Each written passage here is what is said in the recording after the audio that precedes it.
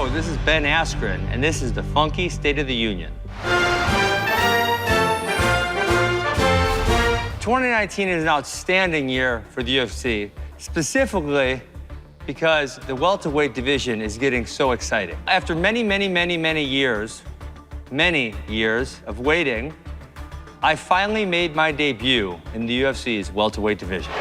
And Askren's UFC debut is upon us.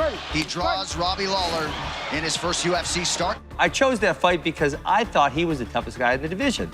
And I said, well, if I've been waiting this many years, and I said I'm the best in the world, I might as well come right in and pick the best guy that the UFC and Dana White has to offer. And although there were some early troubles in that fight, Robbie Lawler on the single, lifts the dumpster. I put myself in a few bad positions. I took a few too many punches. Oh, big punch by Robbie Lawler. He hurt him with that dump.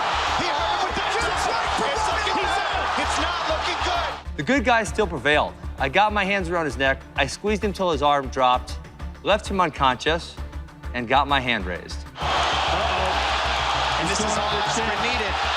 He's got his head, though. He's got a bulldog choke. Yep, and that's tight. Oh, he's going out. He's out. He's out. He's out. Ben Askren.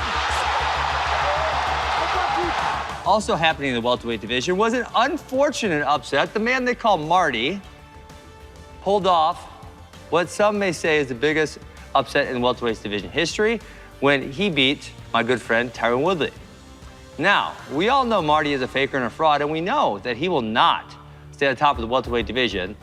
And chasing him, you have ultra lame, ultra boring, very low IQ, Mr. Colby Covington, who's also been on the bench for now 12 months. What is Colby doing? Nobody knows. Why hasn't Marty chosen to fight him? Nobody also knows.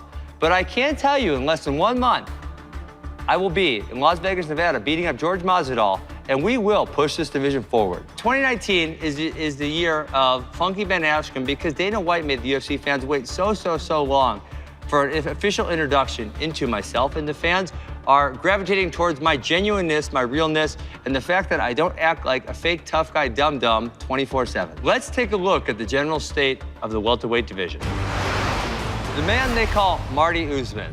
Now, he had a very good win in March, but he is not quite as good as he thinks he is.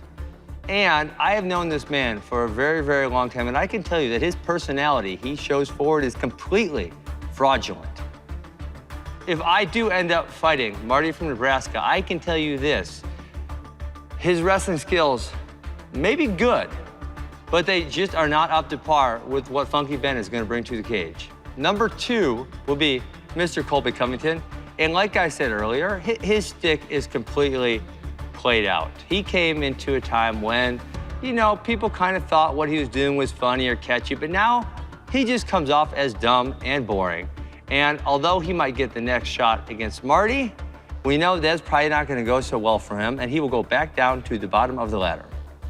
RDA has been having a decent amount of success lately, but we all know where RDA struggles is against the wrestlers. He lost very convincingly to both Marty and Colby, and he has not fought Tyron or myself. So if he does get the chance to fight us, he will lose also. So with wrestlers being 4 of the top 6 people in the division, RDA is going to have a very tough time moving any higher.